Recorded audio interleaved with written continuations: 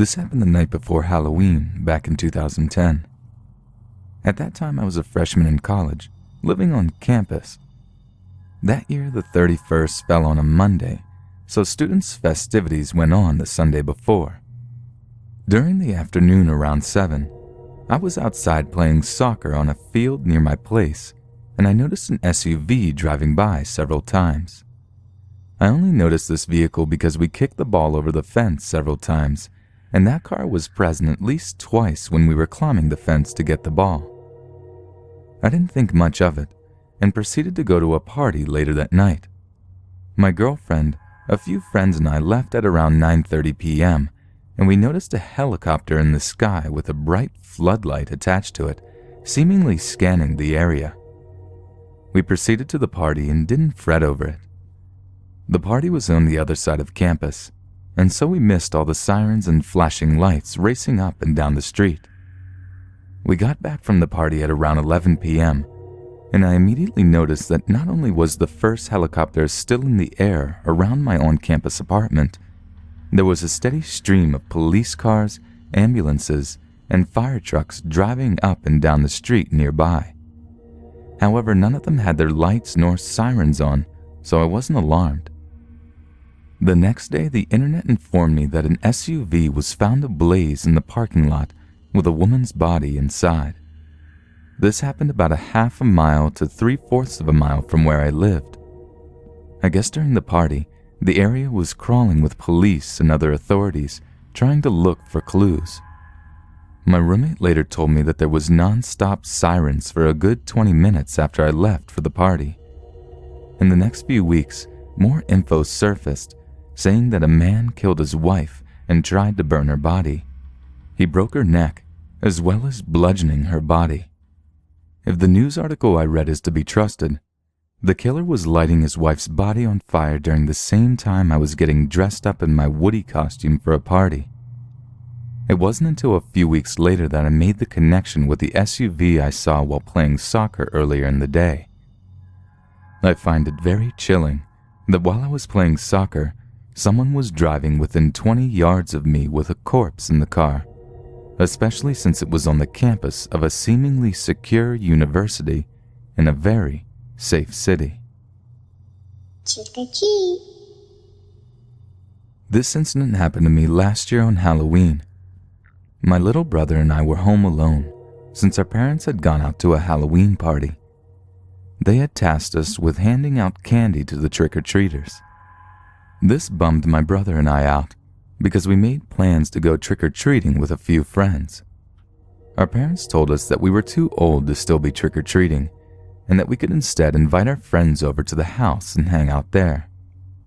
My friends declined my invitation to come over because they still wanted to go trick-or-treating themselves.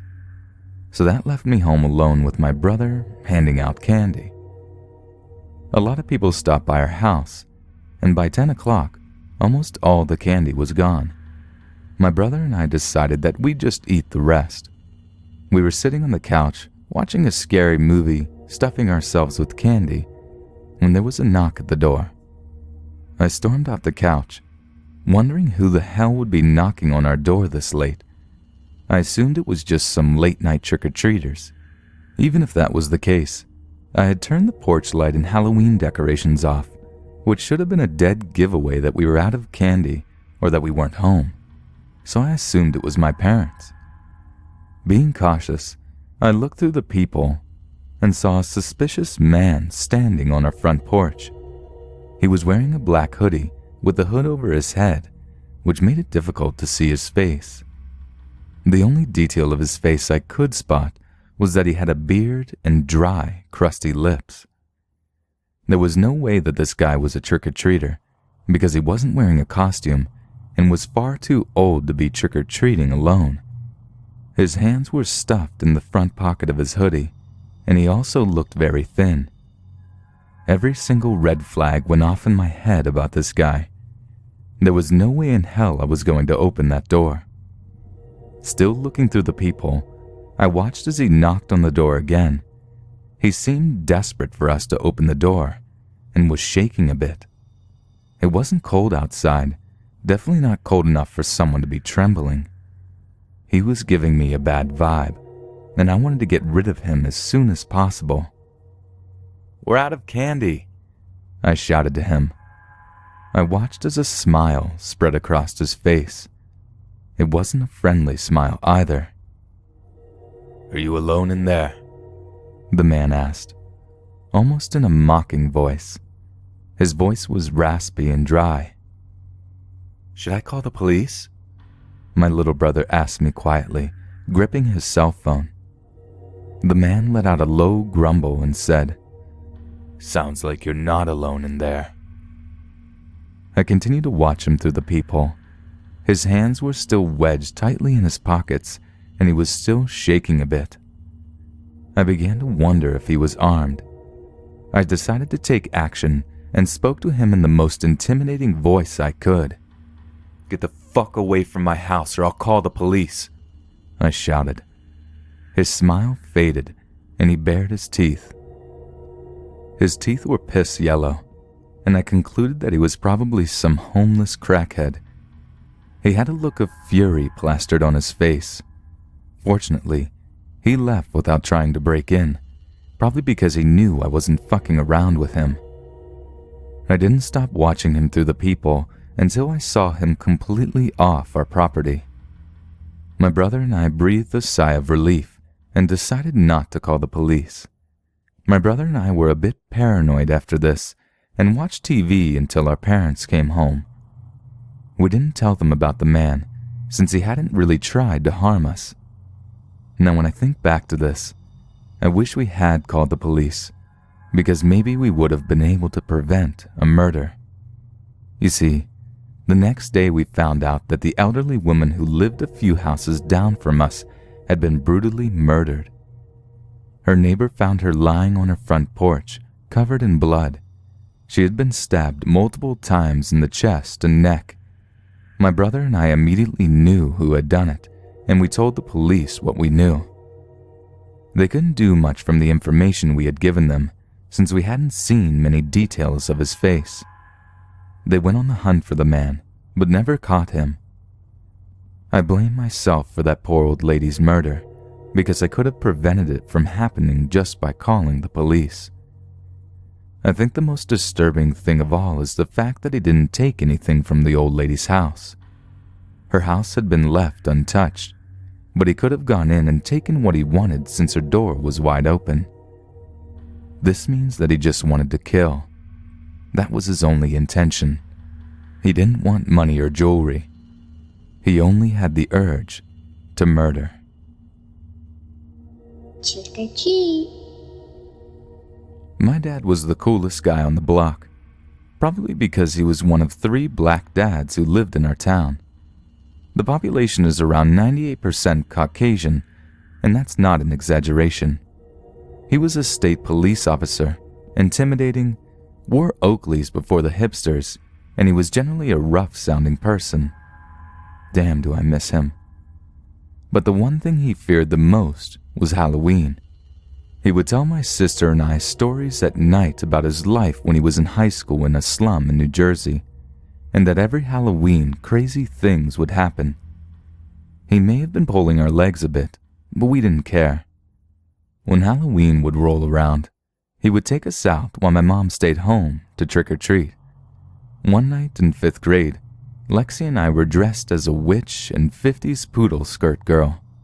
Dad held our hands, walking to the last street when I realized I'd lost Mom's scarf she'd let me borrow. Now she loved that thing, so we walked all the way back towards this darker corner of our street. It's by the woods and a small stream, but when it's dark you can't see anything. Dad said he'd seen something and walked towards it. When he got there, he started slowing down. He was staring at something in the dark that we couldn't see. Lexi called out to him if he found Mom's scarf. He told her to be quiet and started crouching down, looking in the distance. For several moments we stood there, waiting. I could make out the scarf above his head, tied to a branch. He grabbed the scarf, still staring in the dark, and started backing away. Then my dad screamed and sort of shuffled backwards. It was a low, throaty scream like he was furious. He was swearing too, but I don't remember what. Whatever Dad had been staring at then bolted out of the trees and ran down the street, opposite of where we lived. It was a little child, probably a boy from his silhouette shape, in a black costume with skeleton bones on the front and a skull mask. When Lexi and I tried to go over and see what had happened, Dad yelled for us to stay back. He got onto his ancient cell phone and called Mom to come pick us up. His next call was to the local police. We left before we could see anything, but the next day Mom told us about the dead, skinned animals that had been found. By the time us kids could go back, they taped off the place and taken out the bloody animals, but there were stains on the pavement and the smell was really bad. The kids talked about it a little in school, and I was curious if they ever caught the boy. Nothing came out in the local papers though, and it was quickly forgotten. Eventually, I know my dad could have told us more, but it was the last Halloween we'd ever spend together. Trick or treat. One of my roommates, some friends, and myself left to go to a party around dusk, and were suddenly catcalled by a group of 3 drifters or homeless people. We thought nothing of it and went on our merry way. About 4 hours later, we were going back to our apartment to change shoes. High heels and messed up streets are hell when you've been drinking.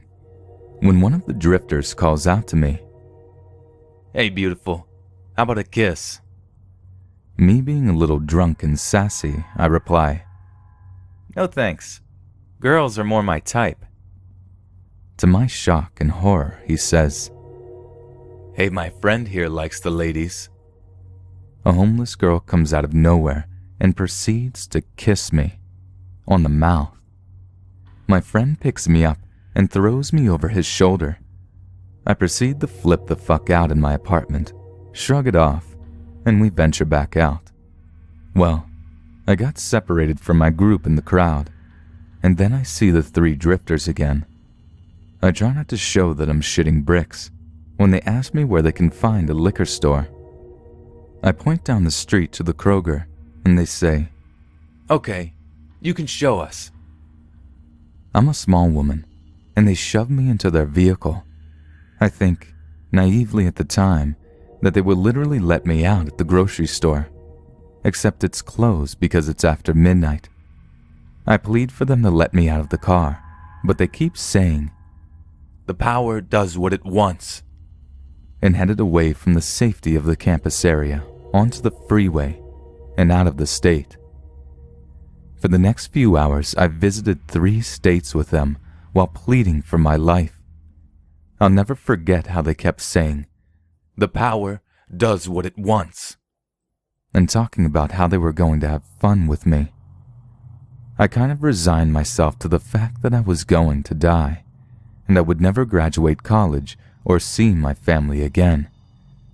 They pulled into a gas station, and I slipped out of the vehicle to be grabbed again, but I screamed my head off for the clerk to help. That's when they talked about taking me to the cliff. I mentioned that my family is full of police officers and that they're probably already looking for me, and how they're committing a federal crime, and that I won't press charges if they take me back to the campus. I guess that's when the girl started feeling sorry for me, because she started to say, "Guys, she's really scared. Maybe we should just drop her off somewhere. This doesn't have to get worse." They took me back to the campus area, and as soon as the girl pulled me out of the car, a police officer called my name. The girl shoved me toward the cop and yelled, "The power does what it wants, and tonight it let you live." I've never been so happy to sit in a cruiser. They pursued them, but I don't know if they ever were caught. My roommate dropped out of college and joined the military, and I transferred to another school. So ladies and gentlemen, please be careful walking at night. Always keep your cell phone with you if possible, and call the police if you see suspicious people near your apartment. I had a brush with death that day, and I am so grateful for the time I have now. Trick or treat. Halloween has, unfortunately, never been a big deal out here in Scotland, and that's always bummed me out because I love Halloween. But after this year, I think I'll be happy never to celebrate it again. My street and the next street over have a lot of young kids who go out trick-or-treating. So while I was out shopping all day with my mum, we decided to pick up some sweets in case anyone came to our door. I had plans to go to the cinema to see Ouija with my boyfriend, so when I got home I was getting myself ready to go out and my mom was busy putting the shopping away. So when the first load of kids came to the door, I was the one who had to answer it. There were children from our street, the next one over, and some I couldn't recognize, as well as an adult at the end of the path. I guessed either a father or an older brother by their size, and they were dressed in all black and had some sort of mask covering their faces, but it wasn't anything I recognized from a movie or anything. Anyway, they all told me their jokes and I gave them their treats, and they made their way back down the path and onto the next house.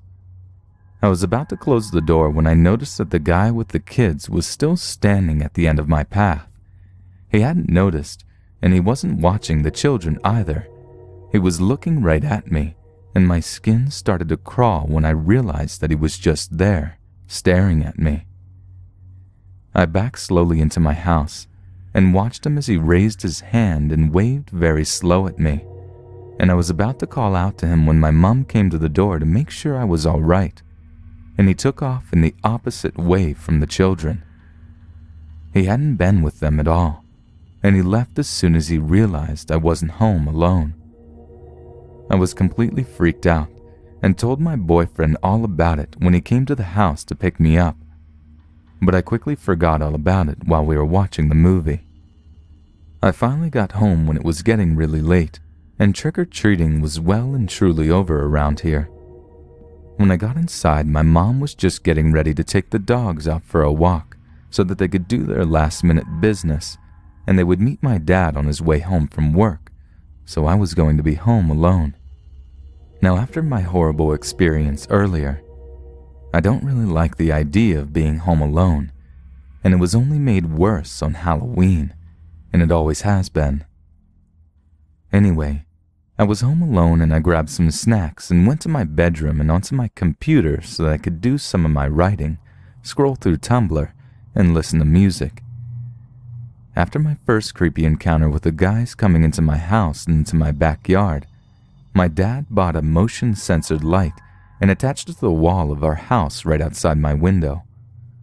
Normally it will go off whenever a cat walks along our fence, but it will usually go off after a couple of minutes. I always know when the light has come on because it lights up my whole room, given where it's placed, and while I was sitting at my computer, the light came on. I ignored it at first because I knew it would soon go off, but 5 minutes passed and it still hadn't gone off, so I opened my blinds to have a look outside and see what was going on. My stomach almost fell out of my ass when I looked out and saw the creep from hours before sitting on the fence, waving at my window to keep the light on. His waving slowed down suddenly when he spotted me, and it was all seriously creepy again, and I didn't know what to do. I just got flashbacks from before. Luckily, I heard the front door open and my parents coming into my house with the dogs, so I rushed down the stairs and started screaming at them about the guy on the fence. My dad didn't question me. He just took the dogs and rushed through the house, through the back door opening, and ran outside, and then I heard him shouting, "Get the fuck out of here, you creep! I'm going to call the police!" Dad scared him off, but I convinced him not to call the police because I didn't want to relive the whole thing again. I just wanted to go to sleep and forget about the whole night completely. Trick or treat. Halloween is my favorite holiday. Is, not was, despite the events that unfolded one crisp Hallows Eve when I was about 16. At the time, I lived with my parents, younger brother, older stepbrother, and cousin, in a big but old house that sat in a cul-de-sac close to Main Street. Behind it ran an alleyway flanked by apartments, and it had a huge yard that my basement bedroom looked out on. We lived in a small town. Crime seemed minimal in that area, and I'd made my way out that Halloween night to make the most of the best day of the year. It wasn't just what happened that night, though. It was, of course, what came after, and one small incident that came before. A few days before Halloween, my stepbrother and cousin arrived home to discover a pickup truck full of dudes taking photos of our house. Weird, but when approached, the men seemed friendly and complimented our Halloween setup. It was pretty great, that is true. The men sped off without incident and were quickly forgotten. My stepbrother and cousin re-entered the story Halloween night, the big event itself, at about 3 a.m. Both had been out drinking with their friends, and as such, both had left their respective vehicles and braved the icy walk home on their own. Cousin arrived home first, but couldn't seem to get his key in the lock, so just sat on the porch bench and waited for my stepbrother to show up. He did about half an hour later. After having a bit of a laugh at my cousin for being an uncoordinated goober, he went to unlock the door himself and no luck. So they bit the bullet and called my mom, waking her up and let them in. She, of course, unimpressed to be opening the door for a pair of drunk idiots at this time of night, and didn't buy their story about the wonky lock. They insisted, though, and to shut them up, she finally relented and tried her key. She, too, could not get her key in the lock. Annoyed, tired, and now just confused, she wrote it off as a problem for tomorrow, and the three of them hit their respective hay. One other person arrived home late that night, me. Though I arrived much earlier than these two and was in bed by about midnight, I woke up close to 1 a.m. Still tired, all I could feel was anxiety, and I didn't know why. At first I tried to tell myself that I'd just gotten a bit too into the holiday spirit and psyched myself out. But then I noticed a shadow. It was perfectly man-shaped and cast upon my window. I turned on my bedside lamp, blinked, and it was gone. It wasn't unusual, mind you, to see the shadows of people harmlessly walking through the alley, and I told myself that's all there was to it. Then there was what happened after. I came home from school the next day. My parents were there, and so was a locksmith, and so were the police. My parents were there because, well, that's where they live. The locksmith was there because my mother had called him, as the confusion over the broken lock persisted. The cops were there because the locksmith and my parents had called them when the locksmith proceeded to pull the tip of a knife out of our lock. I was relieved to see that that's where the knife tip had ended up, though, as they discovered 2 of our window screens had been slashed. One on our garage, and one on my bedroom window.